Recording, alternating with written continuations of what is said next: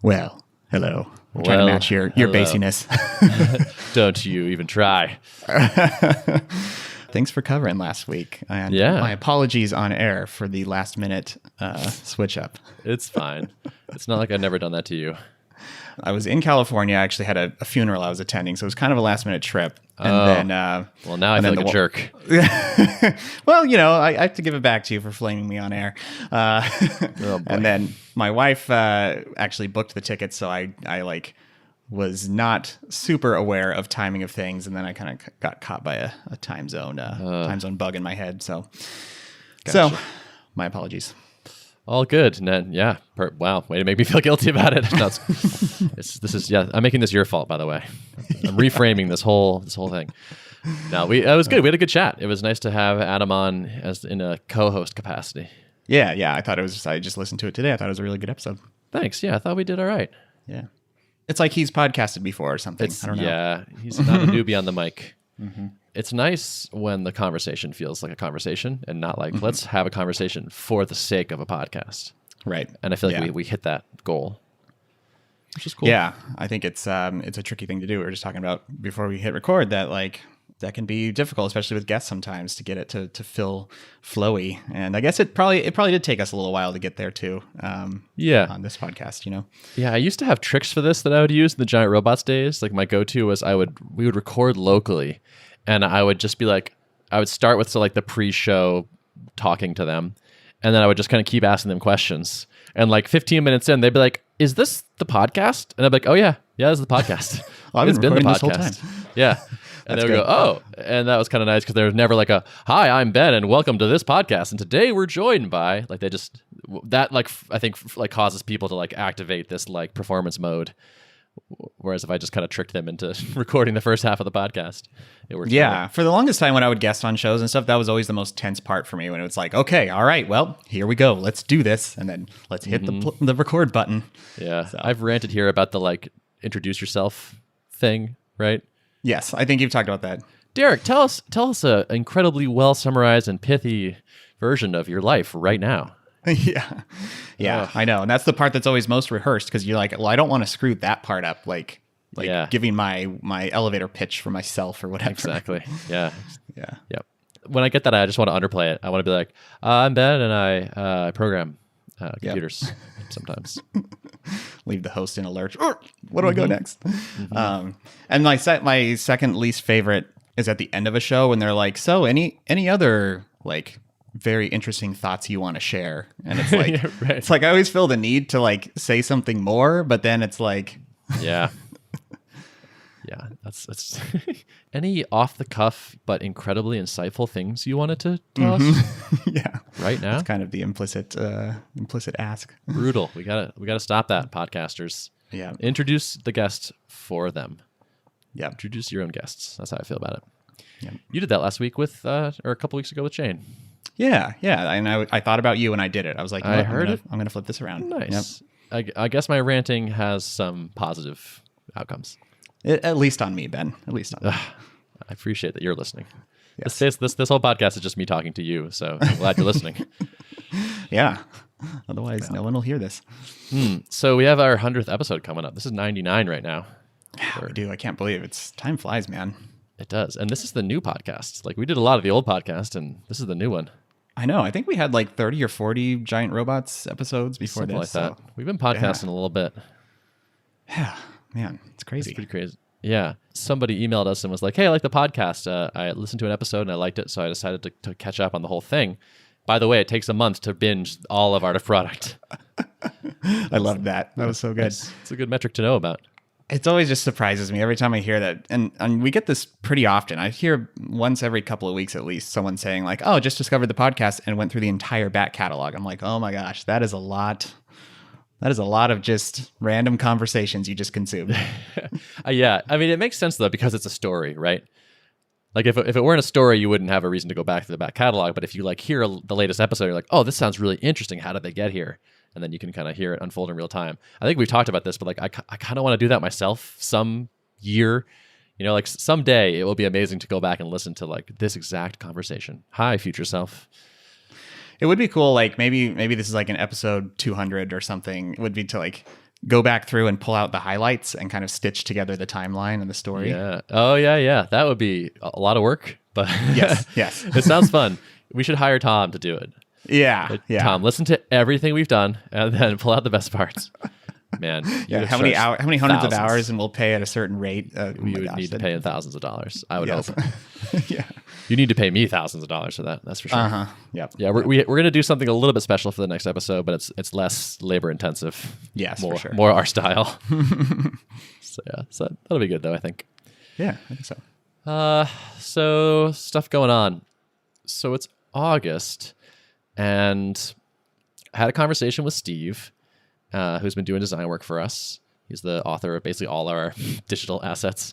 And looking at what he is able and willing to do and where we are at, it's looking like the original plan of having a fully real-time instant self-serve checkout thing is probably not going to happen in August, unfortunately.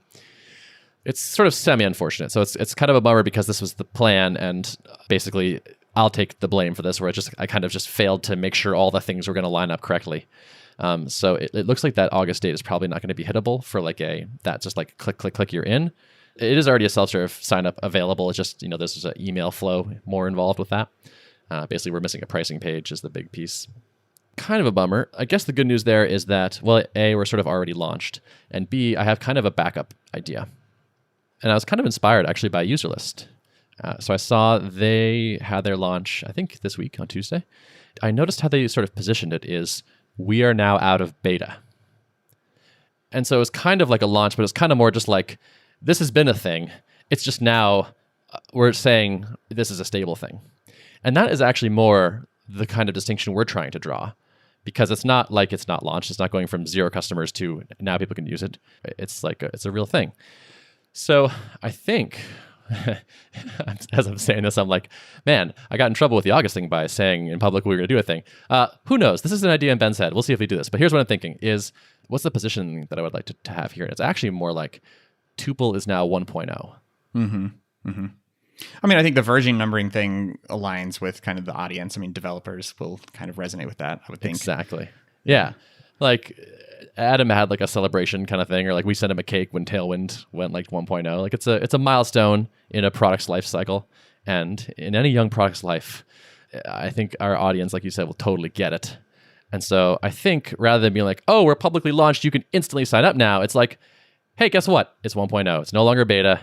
Slap a banner on the page or something like now 1.0, and like I think we can get it basically all of the benefits that we wanted without much more like design work or like having to sort of make the launch thing be different than what it is. Right.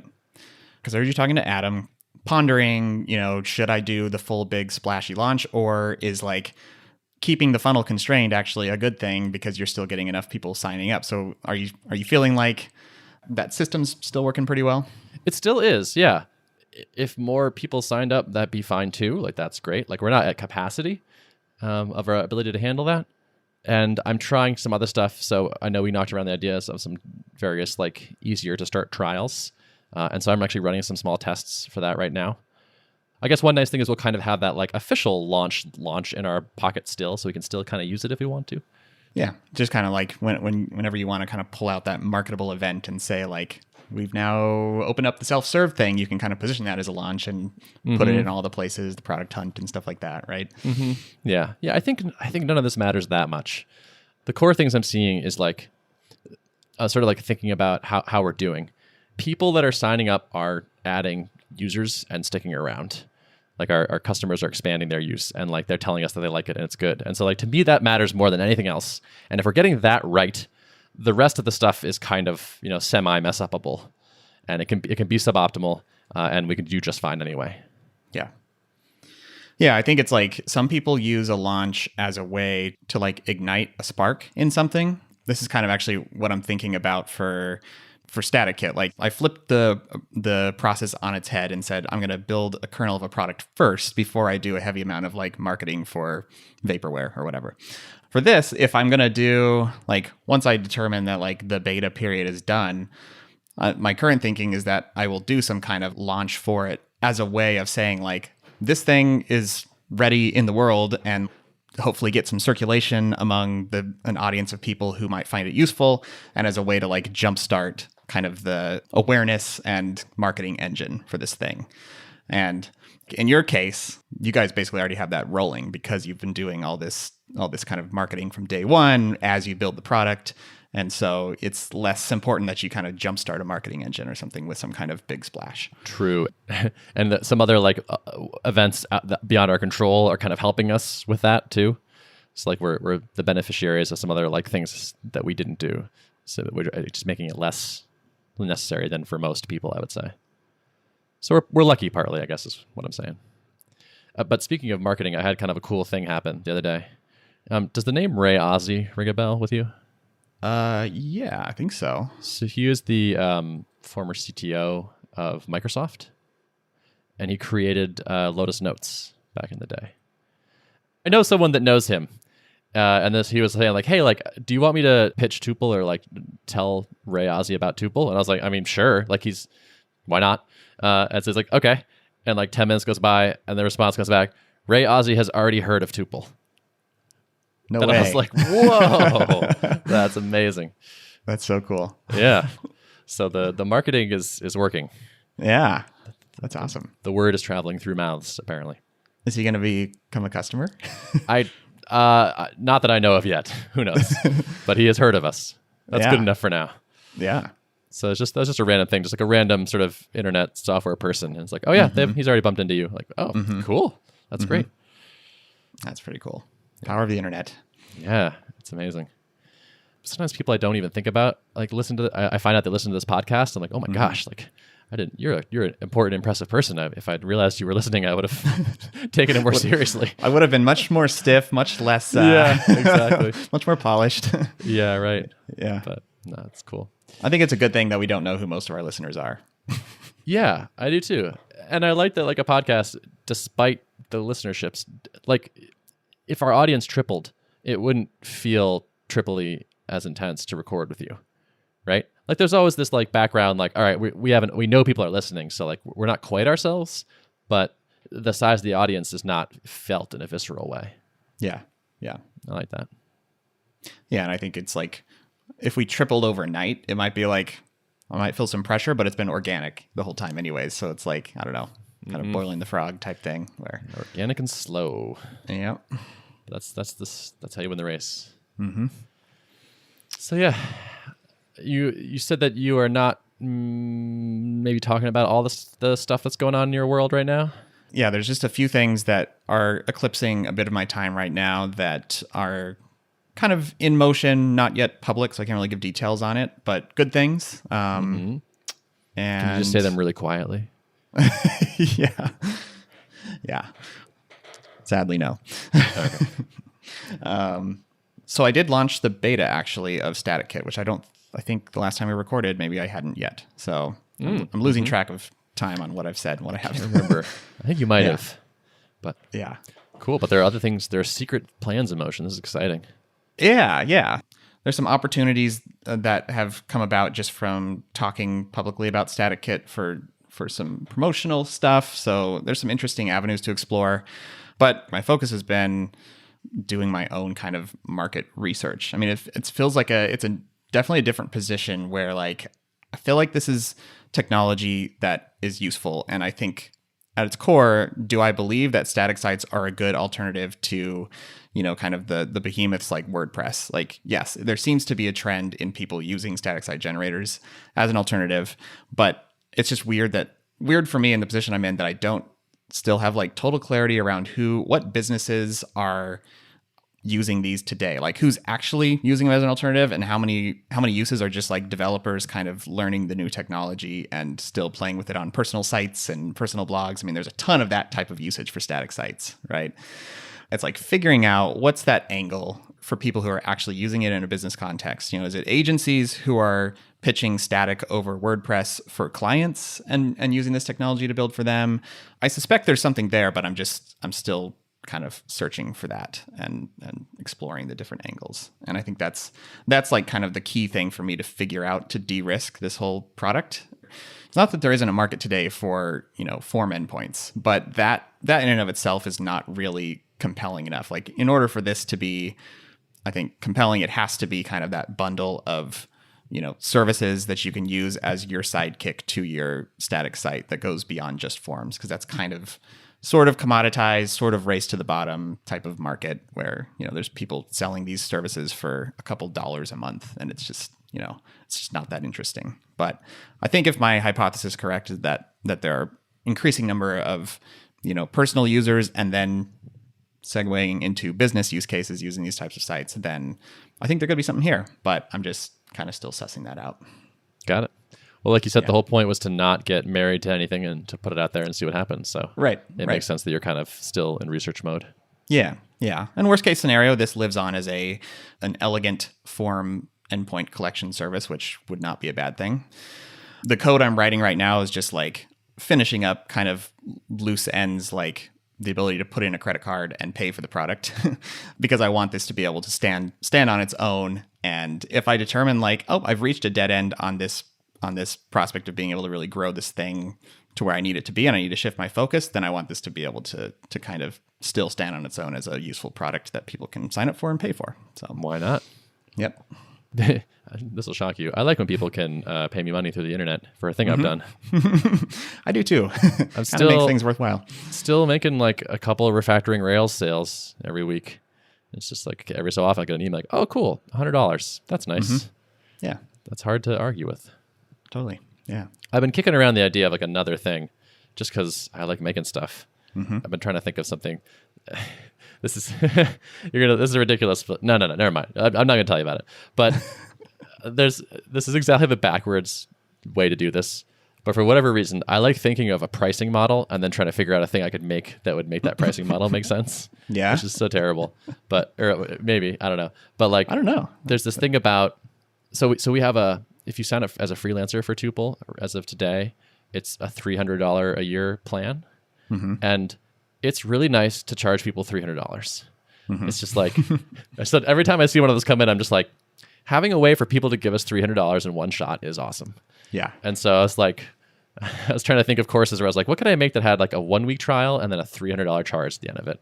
And like I was just like trying to fit things into that shape, which again is probably not the way to do it, but I love that. Like I feel like about $300 for a developer is like a nice price where it's like, okay, it's not like a total impulse purchase, but it's not crazy. And it's like to the point where they would almost impulse purchase if it seems like it would be useful.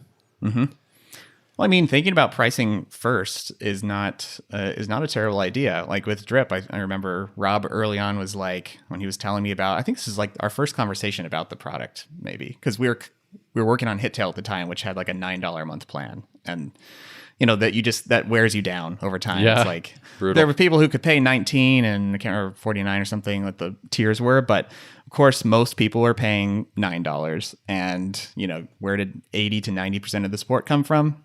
The $9 customers. From the onset, he was like, minimum $49. And what can we do? What can we build to make the product valuable enough so that we can charge that from day one? And that was kind of the thinking. So I've always liked that approach, and I think StaticKit, that's one of the tricky parts, is like I feel like it's just gonna naturally be a little bit of a lower price point play unless I figure out some angle that is like kind of no-brainer higher price point. Yep. Yeah, I remember the Drip thing where like after you guys got acquired, you started offering like a free plan, I think it was. It looks like that's gone now, by the way. Yeah, I think they removed it a little while back. Yeah. Not shocked with the new positioning. I thought that makes more sense. Yeah.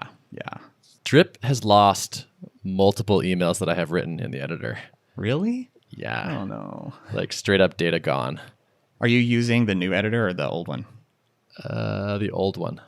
Okay. Yeah.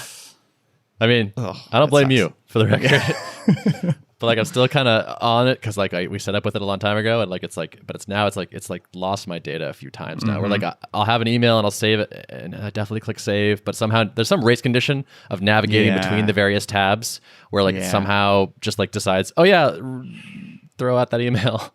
Shoot, that sucks, man. It's fine. The good news is every time I have sent a test version of it to myself already, so I can just copy paste it back in. But each time it's just like, oof, my confidence, ow. Yeah. That's kind of a critical path. It seems like you should save the emails. Yeah. That's just a thought. So speaking of drip, I was listening to one of our previous episodes, and we're talking about churn. And you just like kind of casually tossed out like, oh yeah, it took us a while to get to net negative churn. And then something. And like, I was just like, cool. Anyway, talk to you next week. And listening to the podcast, I'm like, how did I not dig into that? Like, that was such an interesting little anecdote. And like, how did I just let that go by? So I made myself a note, and I would like to circle back to that right now. Yeah. If that's okay with you. That is okay with me, with the caveat that I might be really fuzzy on the details. Yeah, I figured. Yeah, that's all right. Yeah. So what do you remember about getting to net negative churn? Shoot. Well, do you remember when that episode? When we talked? I mean, this was like probably 3 or 4 episodes ago, something like that. Oh, okay. This was not like in real time. Got it. I was talking about we had like a month where we did this. Yeah. And you were like, oh yeah, we did this too. I mean, I think it was after we had strongly achieved product market fit with automations and workflows and stuff. Yeah, I mean, I think it's just built into kind of the pricing model that as people gained more subscribers, we would automatically upgrade them through our tiers. And so, yeah, I think it was just a matter of achieving strong enough fit where our churn started to really drop, and then that we always had people upgrading automatically as their lists grew. And, as we focused effort on making the product, gather more subscribers for people, then, we could kind of directly influence people's path up through our tiers. And I think that with per seat pricing, you kind of have a similar opportunity, which is kind of nice. Oh, it's super nice. Yeah. It's like more or less automatic. If the product is good enough, it's been spreading like really nicely that way. Yeah. Having worked on other businesses where the expansion was like pretty negligible, because there was not much of a value metric that sort of drove people into the higher tiers, I would never go back. We had like having your churn offset by expansion is just like, wow, it's amazing. Like the bucket is the opposite of leaky. It's a self-filling bucket, which is kind of amazing. I don't know if you can say it's a rarity, but it's definitely not like, it's in the minority of SaaS companies, I think, that are able to achieve it. So yeah, and even if you're not at like net negative churn, just having some expansion revenue to offset some of that churn is so great. Like I remember, so I did that pricing discussion with Justin, and this was like a drum I was kind of beating and be like, I really want to see you have a thing where people can expand up in the tiers. Yes. Yeah. And I don't think I managed to convince him of that, but man, it's been such a huge thing for us. Mm-hmm. Have you gotten any pushback on like per seat pricing? Have people wanted tiers instead of like every time I add a person, my bill goes up kind of thing? Or I would say the pushback takes the form like an example is like people say like, well, half our team pairs a lot, but then the rest will probably only use this like once a week or something. And we'd rather not pay for everybody, but we do want everyone to have access. And so we've kicked around the ideas of different like lower use, like a low frequency option. But what we've been doing right now is just doing custom plans for people. Like we just say, all right, well, like how many people do you think will use it regularly? How many people will use it occasionally? Okay, that would be approximately this. What if we threw a discount of this on there? And like we basically have been offering sort of like a custom annual plan to these folks. And that has actually worked really well. Yeah, I love that. I mean, I think so many times we try to look for like, what is the answer that will apply to everybody when oftentimes like just making a few exceptions here and there. I mean, once you're doing sufficiently large deals anyways, and you're doing, kind of like the contact sales enterprise plan or whatever, then everything's negotiable anyways. Like that's the expectation. The nice thing is, like, if you getting on a call with people, sometimes they just have a number in mind. Like somebody straight up told me, he was like, "Look, I'm just trying to get this for like $6,000 a year," and I was like, "Okay, that works." And just done. And it was great. So it's like sometimes like they'll have a discussion internally, like, "Oh, we don't want to pay this much, but if we could get it to this number, it's fine." And then like we'll have a chat, and I'm like, "That sounds fair." Yeah.